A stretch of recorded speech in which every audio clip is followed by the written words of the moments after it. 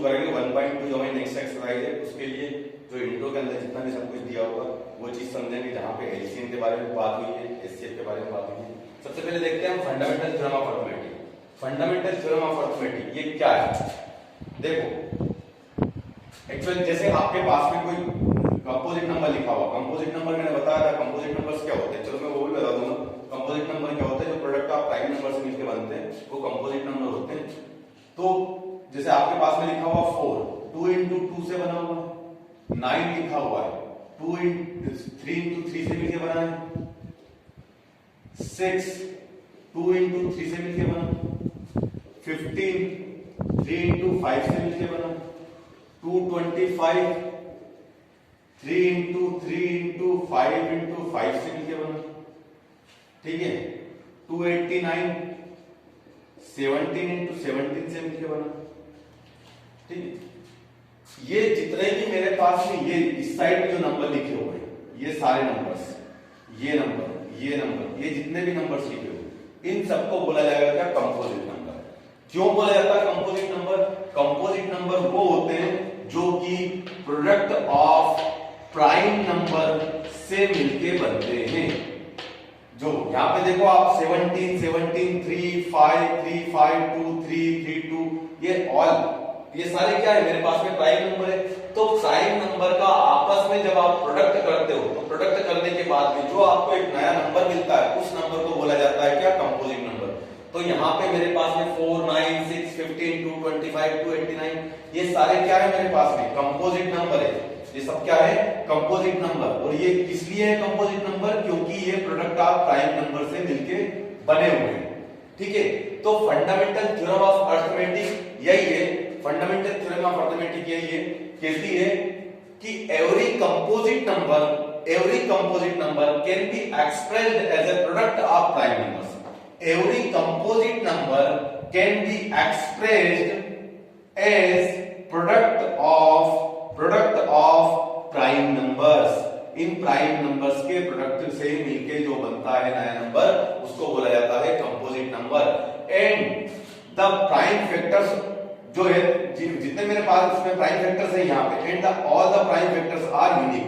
जितने भी मेरे पास में प्राइम फैक्टर्स होते हैं ये प्राइम नंबर्स के, मतलब जो भी फैक्टर्स निकाले आप प्राइम नंबर में निकालते हो इसलिए उनको प्राइम फैक्टर्स बोलते हैं। तो all the factors are unique. तो सभी के 4 का और 9 का आपस में मैच नहीं करेगा, ठीक है, कि इसका भी 2 और 2 इंटू 2 होगा, इसका भी 2 इंटू 2 होगा, नहीं होगा ना।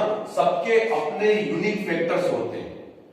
हाँ, उनका ऑर्डर चेंज हो सकता है, उनका ऑर्डर चेंज हो सकता है। ये मेरे पास में 2 इंटू 3 लिखा हुआ है तो आप इसको 3 इंटू 2 लिख सकते हो, कोई दिक्कत नहीं।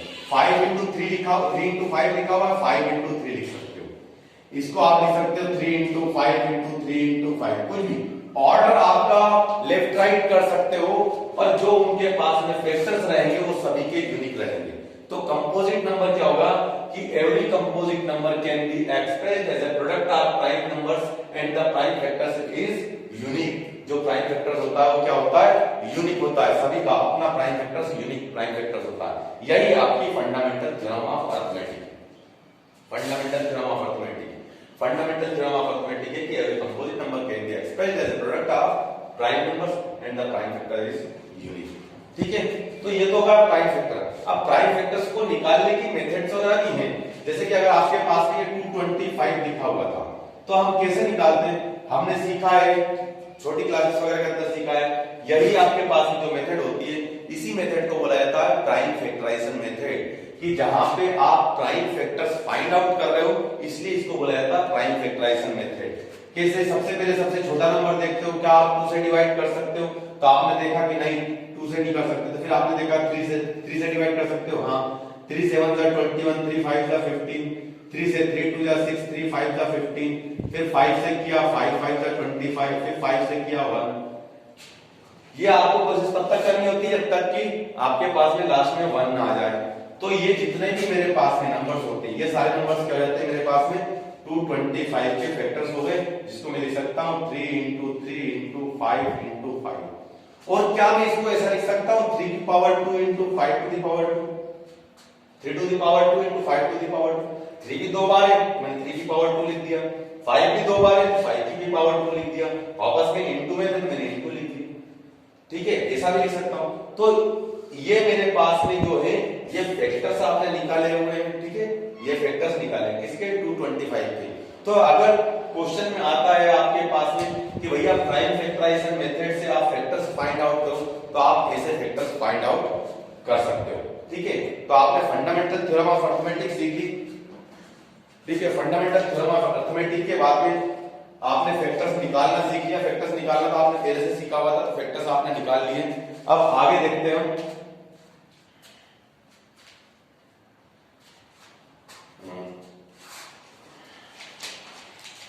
देखो एक और चीज है आपके पास में, एक और चीज मैं बता देता हूं, ये भी ज्यादा जरूरी है कि एक होता है ट्री चार्ट। ट्री चार्ट क्या होता है? एक होता है ट्री चार्ट। वो ट्री चार्ट क्या होता है? ट्री चार्ट होता है आपका, जैसे आपके पास में 225 लिखा हुआ था, तो ट्री चार्ट आपको बनाना है, या एग्जाम में वो खुद ट्री चार्ट आपको बना के दे देता है। तो आपको कोई नंबर हाइड किया हुआ है तो वो आपको फाइंड आउट करना होता है। जैसे आपके पास में 225 लिखा हुआ है, 225 के आपने फैक्टर्स निकाले, तो आपने इसको बॉक्स में लिखो, इसके फैक्टर्स निकालोगे तो आप सबसे पहले किससे डिवाइड करोगे? 3 से डिवाइड किया, क्या मिला? 3 से डिवाइड करने के बाद में आपको 3 से डिवाइड करने के बाद में मिला आपको 75। फिर 75 को 3 से आपने वापस डिवाइड किया तो क्या मिला आपको? 25। फिर 25 को आपने किससे डिवाइड किया? 5 से, तो क्या मिला आपको? 5। ठीक है, ये मेरे पास में 5 मिल गया। तो ये जितने भी मेरे पास में फैक्टर्स होते हैं, ये जितने भी फैक्टर्स होते हैं, ये सारे मेरे पास में 225 के फैक्टर्स हो गए। ठीक है, अब दूसरा क्या आपका दिमाग में ये क्वेश्चन होगा कि सर अभी आपने बताया था कि कोई नंबर हाइड कर देता है तो कैसे फाइंड आउट करो? सपोज ये हाइड कर दिया, सपोज ये हाइड कर दिया। ठीक है, तब आपको पास में उसने बताया भैया कि यहाँ पे x लिख दिया, यहाँ पे y लिख दिया, उसने बताया फाइंड x एंड y। तो जब ये मैं फाइंड आउट कर रहा था तो मैं कैसे कर रहा था? इसको इससे डिवाइड कर रहा था, तब जाके ये मिला था। मतलब इन दोनों का इंटू करूंगा तो ये मिल जाएगा, इन दोनों का इंटू करूंगा तो ये मिल जाएगा, इन दोनों का इंटू करूंगा तो ये मिल जाएगा। यही होता था। तो 5 में 5 का किया, कितना मिला? 25। तो y की वैल्यू क्या मिल गई? 25। फिर 75 है, 75 में तो 75 से अगर आप इसको डिवाइड कर दोगे तो आपको ये वैल्यू मिल जाएगी, क्योंकि इन दोनों से आपने इंटू करके ये मिला था। इसके फैक्टर्स तो निकाले थे आपने, ठीक है ना? 3 से डिवाइड किया था तब जाके ये मिला था। तो अब इससे डिवाइड करोगे तो 3 मिल जाएगा। 75 से आपने इसको डिवाइड किया 225 को, तो आपको x की वैल्यू 3 मिल जाएगी। ये तरीका होगा सॉल्व करने का। ठीक है, और अगर क्रॉस चेक करना है तो आप इसका इसमें इंटू करके देख लेना, 225 मिल जाएगा।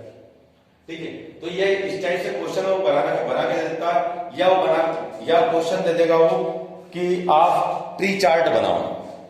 ठीक है, फैक्टर ट्री चार्ट बनाओ। ठीक है, तो वो ये आपके पास में फैक्टर ट्री हो गया, इसको फैक्टर ट्री बोलते हैं।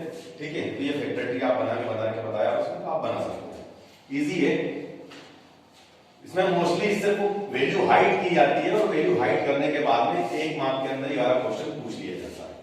ठीक है, अब नेक्स्ट क्वेश्चन पे बढ़ते हैं। नेक्स्ट क्वेश्चन में बढ़ते हैं। नेक्स्ट क्वेश्चन क्या? नेक्स्ट क्वेश्चन दिया हुआ, consider the number 4 to the power n where n is natural number, check whether. Example 5 की बात कर रहा हूं। एग्जांपल 5 में उसने बताया होगा, consider the number 4 to the power n। 4 to the power n को आप कंसीडर करो, where n is a natural number, जहां पे n आपके पास में क्या है? n belongs to natural number. n क्या है? n is natural number. ठीक है, n जहां पे आपकी क्या है? नेचुरल नंबर है। Check whether there is any value of n for which 4 to the power n and with the digit 0। उसने बताया हुआ है कि n की कोई एक वैल्यू ऐसी है क्या? n की कोई भी एक वैल्यू, n क्या है? नेचुरल नंबर है, तो नेचुरल नंबर में कोई भी ऐसा नंबर है क्या कि जिसको आप n से रिप्लेस कर दो तो 4 उस पावर के थ्रू आप 4 को ओपन करो तो ओपन करने के बाद में ये 0 के साथ में एंड हो जाए, नहीं आई बात 0 के साथ में, मतलब कि यूनिट प्लेस पे आपको 0 मिलना चाहिए, 0 यूनिट प्लेस मिलना चाहिए। तो 1 0 5 0 2 3 0 ऑल द नंबर्स जितने भी 40 या 100 या 5 2 5 0 कोई भी नंबर है, आप देखो कि जो भी नंबर 0 के साथ में एंड होता है, इस चीज के लिए समझने वाली बात है, इसका कॉन्सेप्ट है, कॉन्सेप्ट समझने वाली बात है। कॉन्सेप्ट क्या है कि अगर आपके पास में जो भी कोई नंबर है जो 0 के साथ में एंड होता है, जो भी नंबर 0 के साथ में एंड होता है, उसमें गारंटेड 101% 10 का इंटू तो कंपलसरी रहेगा सभी में। अगर ये मेरे पास में 10 था, मतलब कि इसको मैं 1 इंटू 10 लिख सकता हूं। ये 230 था तो मैं इसको 23 इंटू 10 लिख सकता हूं। ये 1050 था तो मैं इसको 105 इंटू 10 लिख सकता हूं। ये 40 था तो 4 इंटू 10 लिख सकता हूं। 5250 था तो 525 इंटू 10 लिख सकता हूं। 1000 था तो 100 इंटू 10 लिख सकता हूं। मतलब ओवरऑल क्या मालूम पड़ा कि भैया जो भी नंबर मेरा 0 के साथ में एंड हो रहा है उसमें 10 का इंटू तो कंपलसरी है, एटलीस्ट 10 का इंटू तो कंपलसरी है, एटलीस्ट 10 का इंटू तो कंपलसरी है। क्योंकि तो 30 भी हो सकता है तो 3 इंटू 10 भी हो सकता है, जो कि 30 हो सकता है मेरे पास। तो बाकी नंबर से मेरे को मतलब नहीं है, मेरे को सिर्फ किससे मतलब है 10 से, कि हर एक जो भी 0 के साथ में एंड होगा, जिस किसी भी नंबर की यूनिट प्लेस पे आपको क्या मिलेगा 0 मिलेगा, उसमें 101% 10 का इंटू तो रहेगा।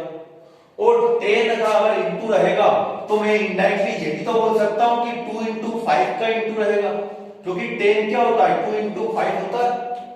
10 के फैक्टर्स क्या हो गए 2 और 5 हो गए, तो जब 10 का इंटू होगा मतलब कि 2 इंटू 5 का इंटू होगा। मतलब अब इसका मतलब क्या निकलता है, इसका मतलब ये निकलता है कि 10 का अगर इंटू है उसमें तो 2 और 5 का इंटू है, मतलब 2 और 5 उसके दोनों ही फैक्टर हैं। मतलब ये निकल के आया हमारे पास में ओवरऑल कि अगर कोई भी नंबर दे रखा है, कोई भी नंबर दे रखा है जो 0 के साथ में एंड हो रहा है, कोई भी नंबर दे रखा है जो 0 के साथ में एंड हो रहा है, तो उसके फैक्टर 2 और 5 होना कंपलसरी है। 2 और 5 उसके फैक्टर रहेंगे, ठीक है। मतलब अगर 2 और 5 फैक्टर नहीं होते तो वो 0 के साथ में एंड नहीं होगा। 15 सिर्फ 3 इंटू 5 2 नहीं है। अब 6 2 इंटू 3 2 है 5 नहीं है, ठीक है। मतलब क्या हुआ, मेरे को सिर्फ 5 से भी काम नहीं चलेगा, सिर्फ 2 से भी काम नहीं चलेगा, 2 और 5 दोनों का होना जरूरी है, एटलीस्ट 1 टाइम तो होना चाहिए, ठीक है। तो हमने इसको सोल्व किया, दिया हुआ था कि भैया उसने बताया था कि 4 टू दी पावर n को कंसीडर करो, तो हमने 4 टू दी पावर n को कंसीडर किया। मैं इसको लिख सकता हूं 2 इंटू 2 की पावर n, लिख सकता हूं 2 into 2 to the power n। 4 के मैंने फैक्टर्स फाइंड आउट किए, 4 के फैक्टर्स क्या लगे 2 इंटू 2 पावर n थी, मैंने पावर n लगाई। इसको सेपरेटली सोल्व किया तो मैंने लिखा 2 to the power n into 2 to the power n, क्योंकि दोनों की कॉमन पावर थी, सेपरेट कर दी। अभी आप चेक करो कि जब बेस सेम होता है तब जो पावर होती है वो क्या होती है, इंटू में ऐड हो जाती है, दोनों प्लस हो जाएगी, तो ये दोनों मेरे पास प्लस हो जाएगी, तो n और n कितना हो जाएगा 2 टू दी पावर 2n हो जाएगा। अब 2 जो प्राइम नंबर होता है, क्या आप उसके फैक्टर्स फाइंड आउट कर सकते हो?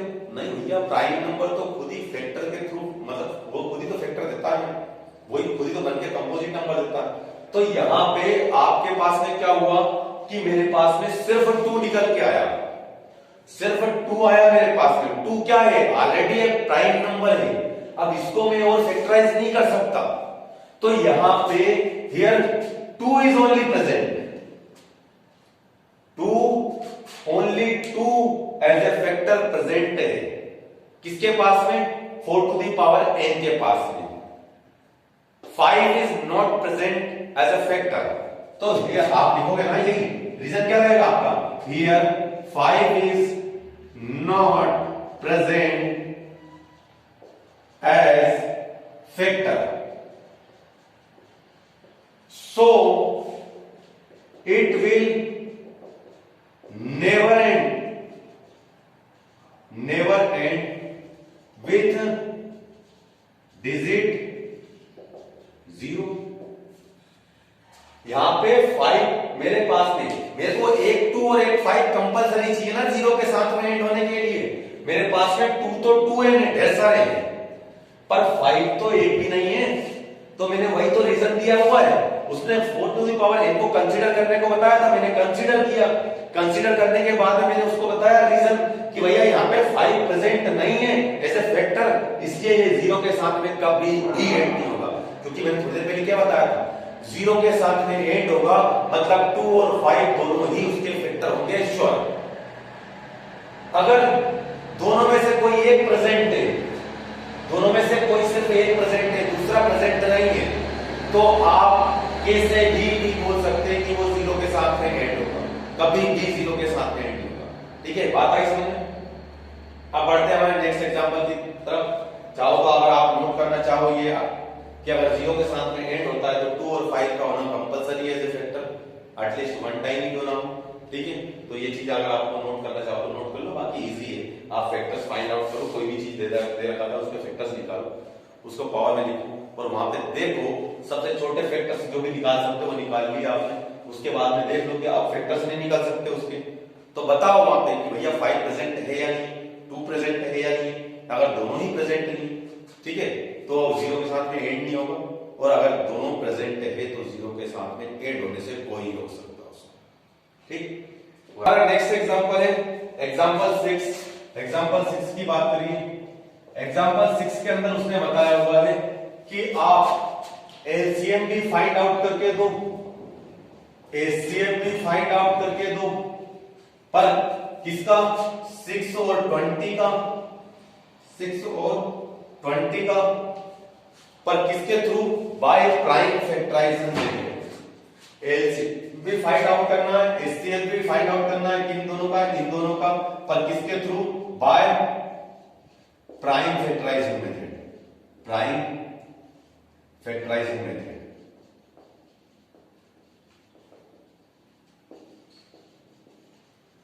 ठीक है, क्वेश्चन के अंदर उसने एलसीएम और एचसीएफ दोनों निकालने को बताया हुआ है प्राइम फैक्टराइजेशन मेथड। तो सबसे पहले तो आप प्राइम फैक्टर्स निकाल लो। 6 के प्राइम फैक्टर्स आपने प्राइम फैक्टराइजेशन मेथड से निकाल कर 2 क्या आया? 3 आया, फिर 3 से किया तो 1 आया, तो 6 के फैक्टर्स क्या हुए? 2 into 3। 20 के आपने फैक्टर्स निकाले, तो 20 के निकाले 2 से 10, 2 से 5, 5 से 1। इस चीज को तो ज्यादा डीप बनाने की जरूरत नहीं है ना, ये तो आप बचपन से सीखता है। ठीक है, तो 20 इज इक्वल टू आप क्या लिखोगे? 2 into 2 into 5। अब आपको एचसीएफ फाइंड आउट करना है, एलसीएम फाइंड आउट करना है, तो आप इसको क्या मैं लिख सकता हूं? 2 to the power 1 into 3 to the power 1। थोड़ा सा तरीके से बता रहा हूं, ठीक है ना, वैसे यहां से भी कर सकते हैं आप। इसको लिख सकता हूं 2 की power 2 into 5 to the power 1। तो एचसीएफ आपका क्या रहेगा? एचसीएफ आपका रहेगा जो आपके पास में मिनिमम पावर है किसी भी एक नंबर की, 2 नंबर की, 3 नंबर की, 10 नंबर की, कितने नंबर्स हो वहां पे, जो मिनिमम पावर से, पर दोनों में प्रेजेंट होना चाहिए, जो दोनों में प्रेजेंट हो और जिसकी मिनिमम पावर हो। जैसे यहां पे 3 की भी मिनिमम पावर है, 5 की भी मिनिमम पावर है, पर दोनों में 3 नहीं है ना, दोनों में 5 नहीं है ना, तो बचा क्या? 2। दोनों में 2 है, तो 2 की मिनिमम पावर क्या है? 1। यहां पे तो 2 है, मिनिमम पावर क्या है? 2 की पावर 1, तो 2 to the power 1 that is 2 is HCF। ये HCF निकला, किसका निकला? 6 और 20 HCF निकला। ठीक है, यहां पे HCF निकालने के लिए मैंने क्या किया? Minimum the number which have minimum power, the common prime number which has minimum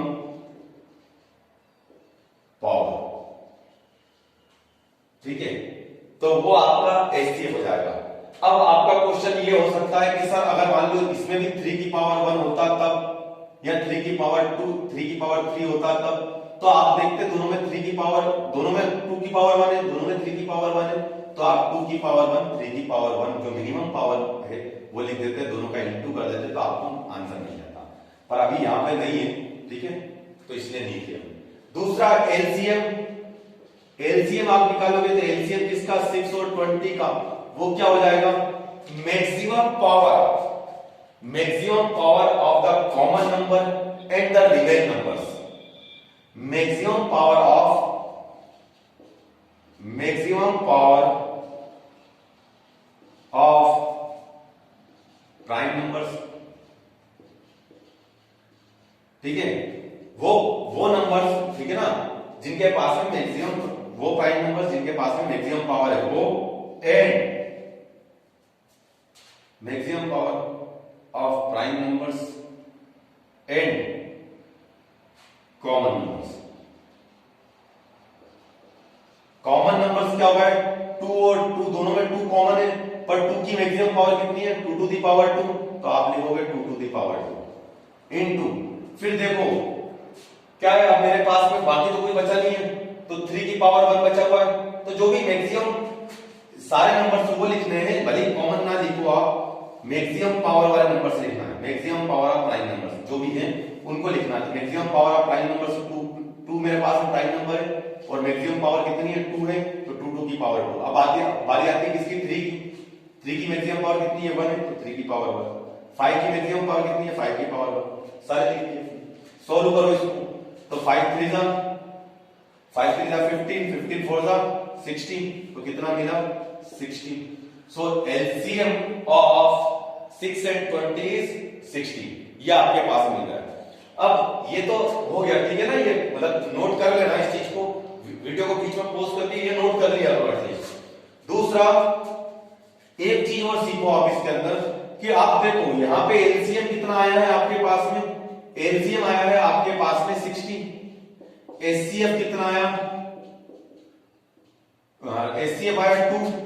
दो नंबर्स कौन कौन से थे, अगर मैं एक को मान लेता हूं a दैट इज 6 और दूसरे को मान लेता हूं b दैट इज 20, तो आप चेक करो कि आपने देखा एलसीएम इनटू एचसीएफ करो कितना मिला, 120।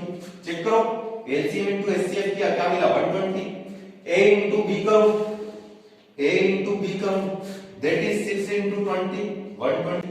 क्या मिला, LCM into HCF is equal to a into b, LCM into HCF is equal to क्या मिला, a इनटू b। मतलब आप फाइनली ये बोल सकते हो कि एलसीएम ऑफ दो नंबर्स और उन्हीं का इंटू कर रहे हो आप उन्हीं के एचसीएफ में, ठीक है ना, एचसीएफ में, किसके एचसीएफ में, उन्हीं के एचसीएफ में, तो आपका उन दोनों नंबर के इंटू के इक्वल में होता है। ये आपके पास में वेरीफाई करने के लिए आ गई थी कि अगर आपको एलसीएम और एचसीएफ निकाला है तो आप वेरीफाई कर सकते हो उसको, ठीक है।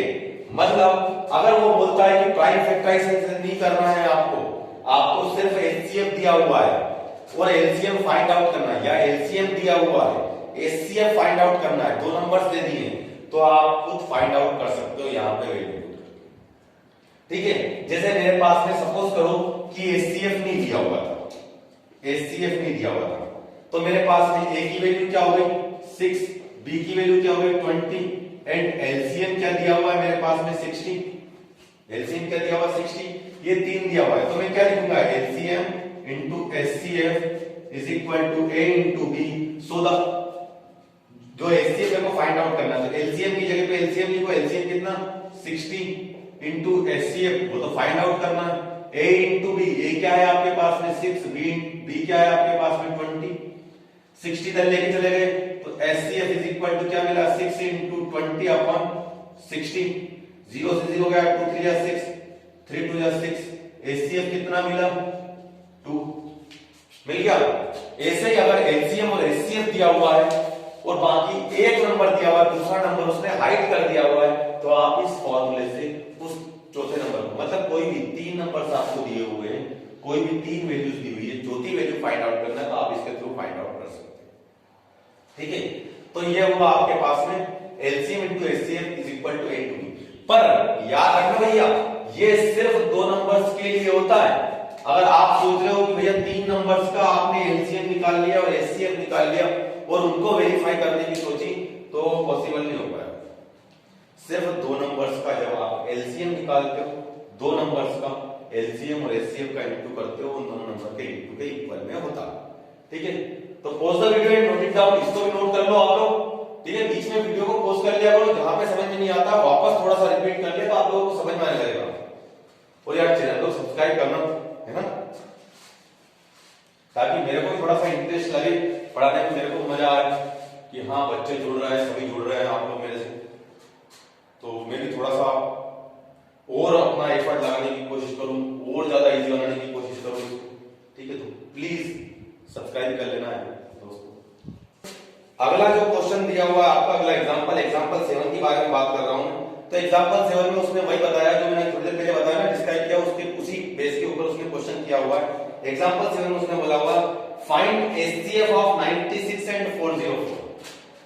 क्या करना है, 96 और 404 ये दो नंबर है, इनका एचसीएफ फाइंड आउट करना है बाय प्राइम फैक्टराइजेशन मेथड। इन दोनों का एचसीएफ फाइंड आउट करना है, हेंस फाइंड देयर एलसीएम, और उसके बाद में एलसीएम फाइंड आउट करना है। पर एलसीएम के लिए उसने ऐसा नहीं बोला कि प्राइम फैक्टराइजेशन मेथड लगाओ, उसने बोला पहले आप एचसीएफ फाइंड आउट करो, फिर उसके बाद में एलसीएम फाइंड आउट करो। पर एलसीएम के लिए उसने प्राइम फैक्टराइजेशन मेथड की बात नहीं करी है, मतलब हम उस फार्मूले के थ्रू ही फाइंड आउट करेंगे।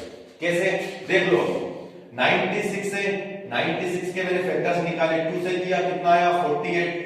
ठीक है, फिर 2 से किया कितना आया 24, 2 से किया कितना आया मेरे पास में 12, फिर 2 से किया कितना आया 6, 2 से किया कितना आया 3, 3 से किया कितना आया 1।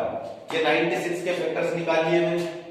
404 के फैक्टर्स निकालो, तो आपने 404 के फैक्टर्स निकाले, 2 से किया कितना आया 202, फिर 2 से किया कितना आया 101, फिर 101 मेरे पास में क्या है, ये ऑलरेडी एक प्राइम नंबर है, तो 101 को 1 से डिवाइड कर दिया तो 101 आ गया। ठीक है, ये तो आपने प्राइम फैक्टर्स निकाल लिए। तो 96 के प्राइम फैक्टर्स क्या हो गए आपके पास में, 2 इंटू 2 इंटू 2, कितनी बार है, 5 बार है ना, इंटू 2 इंटू 2 इंटू 3। इसको लिख सकते हो 2 to the power 5 into 3 to the power 1। और फिर 404, इसका क्या हुआ 2 इंटू 2 इंटू 101, इसको क्या लिख सकते हो 2 to the power 2 into 101 to the power. अभी मैंने क्या बताया, उसने बताया हुआ है कि by prime factorization method find HCF. तो हमने प्राइम फैक्टराइजेशन मेथड तो लगा दी, अब एचसीएफ फाइंड आउट करने के लिए एचसीएफ क्या हो जाएगा, एचसीएफ किसका 96 एंड 404 का, वो क्या हो जाएगा, जो मेरे पास में मिनिमम पावर है, पर कौन से की, कॉमन नंबर की। कॉमन नंबर कौन सा है दोनों में, क्या मेरे पास में 3 कॉमन है दोनों में, नहीं। 101 कॉमन है, नहीं। 2 कॉमन है, हाँ 2 कॉमन है। 2 की मिनिमम पावर कितनी है 2, तो ये मैंने 2 लिख दिया, दैट इज 4। क्लियर, ये मेरे पास में निकल के आ गया एचसीएफ। अब एचसीएफ निकल के आ गया, उसके बाद मैंने फॉर्मूला लगाया कि LCM into HCF, LCM of किसका, दो नंबर्स का, इंटू एचसीएफ ऑफ उन्हीं दोनों नंबर्स का, इज इक्वल टू क्या होता है, ए इंटू बी, वही दोनों नंबर्स के इंटू के इक्वल में होता है। एलसीएम मेरे को फाइंड आउट करना है, एलसीएम फाइंड आउट करना है, किसका फाइंड आउट करना है 96, 404 into HCF, HCF a b का कितना दिया हुआ मेरे को 4 दिया हुआ, ये 4 लिखना। ए कितना दिया हुआ आपको 96 और बी कितना दिया हुआ 404, ये लिख दिया।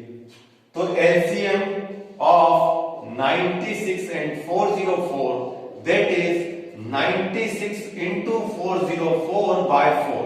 4 से कट कर दो इसको, 4 से 4 2 जा 8, 4 4 जा 16, ठीक है 24 आ गया। 24 का आप इसमें इंटू कर दो, तो 24 4 जा 96, 96 का 6 9 रहे 9 हो गया, फिर 24 जा 96, 9696 is the LCM of both the numbers. ठीक है, ये तरीका हो गया सोल्व करने, जैसे मैंने थोड़ी देर पहले बताया था बस वैसे ही। यहाँ पे उसने एलसीएम फाइंड आउट करने बताया था, मैंने एलसीएम फाइंड आउट कर दिया। अगर वो एक नंबर फाइंड आउट करने की बताता और एलसीएम देके रखता तो मैं वो दूसरा नंबर भी फाइंड आउट कर देता। ठीक है, ये प्रोसेस हो गई। एट के अंदर उसने पूछा हुआ है कि एचसीएफ भी फाइंड आउट करना है, एलसीएम भी फाइंड आउट करना है, किनका 6 का 72 का 20 का, किसके through, by prime factorization method, prime factorization method, इसी के थ्रू हमें फाइंड आउट करना है। तो सबसे पहले प्राइम फैक्टराइजेशन मेथड के थ्रू सोल्व करना है, तो आप पहले प्राइम फैक्टर्स फाइंड आउट करोगे। तो 6 के आपने फाइंड आउट किए, तो आपने किया 2, 3 आया, 3 से किया 1 आया, तो 6 के फैक्टर्स आपको क्या मिल गए, 2 into 3, that is 2 to the power 1, 3 to the power 1। ठीक है, उसके बाद में फिर 72 के फैक्टर्स निकाले आपने, तो 2 से 36, 2 से 18, 2 से 9, 3 से 1, तो कितना मिल गया मेरे को, 72 के फैक्टर्स मिल गए मेरे पास में, 2 to the power 3 into 3 to the power 120 के फैक्टर्स निकाले, 2 से 16, 2 से 30, 2 से 15, 3 से 5, 5 से 1। ठीक है, तो ये आपने 120 के फैक्टर्स निकाले थे, कितना निकले, 2 to the power 3 into 3 to the power 1 into 5 to the power 1, ये आपके फैक्टर्स निकले। आपने क्या किया, एलसीएम और एचसीएफ को प्राइम फैक्टराइजेशन मेथड से आपको निकालने हैं, एलसीएम और एचसीएफ, तो आपने पहले प्राइम फैक्टराइजेशन मेथड से सारे फैक्टर्स निकाल लिए, तीनों के फैक्टर्स निकालने के बाद में मैंने क्या बताया था, एचसीएफ क्या हो जाएगा, एचसीएफ 6, 72 एंड 120, इन तीनों का एचसीएफ क्या हो जाएगा, इन तीनों का एचसीएफ हो जाएगा, जो कॉमन नंबर है उसकी मिनिमम पावर। कॉमन नंबर क्या है तीनों में, 2 तीनों में कॉमन है, इसमें भी, इसमें भी, इसमें भी 2 तीनों में कॉमन है, तो ये कॉमन नंबर की सबसे कम पावर क्या है, 2। फिर दूसरा कोई कॉमन नंबर है 3 है, 3 की सबसे कम पावर क्या है, 1, तो ये 3 की पावर 1, दैट इज 6। एचसीएफ क्या निकल गया, 6। एलसीएम भी किसका, इन तीनों का 72 एंड 120, तीनों का एलसीएम निकाल। एलसीएम निकालने के लिए मैंने बताया था मैक्सिमम पावर ऑफ, ठीक है ना, numbers, maximum power of numbers, तो तीनों में मैक्सिमम पावर 2 की कितनी है, 3, तो ये लिखा 2 की पावर 3 इनटू 3 की पावर कितनी है, 3 की पावर चेक करो 2, तो ये 3 की पावर 2, फिर 5 की पावर मैक्सिमम कितनी है, 1, तो ये 5 की पावर 1। ठीक है, तो ये कितना आ गया आपके पास में, 2 into 2 into 2 into 3 into 3 into 5, तो 360। मेरे को ऐसा कुछ लग रहा था, कुछ गलत नहीं। ठीक है, 360, तो ये क्या आ गया आपके पास में, एलसीएम, ये एलसीएम फाइंड आउट कर लिए, ये एचसीएफ फाइंड आउट कर लिए, ये फाइंड आउट कर लिए। प्राइम फैक्टराइजेशन से मेथड से बोला था उसने, तो प्राइम फैक्टराइजेशन मेथड लगा हुआ, सबसे पहले सबके फैक्टर्स निकालना। फैक्टर्स निकालने के बाद में जब आपने निकाल लिया, तो एचसीएफ और एलसीएम के लिए मैंने बताया हुआ था, तो वैसे ही बस एलसीएम और एचसीएफ आपको निकालना है, ये एलसीएम और एचसीएफ फाइंड। यहां पे आपका इंट्रोडक्शन 1.2 का खत्म होता है, इसके बाद हमारी एक्सरसाइज शुरू करते हैं हम। ठीक है, तो इसको अच्छे से नोट कर लो और प्लीज सब्सक्राइब कर लो चैनल को।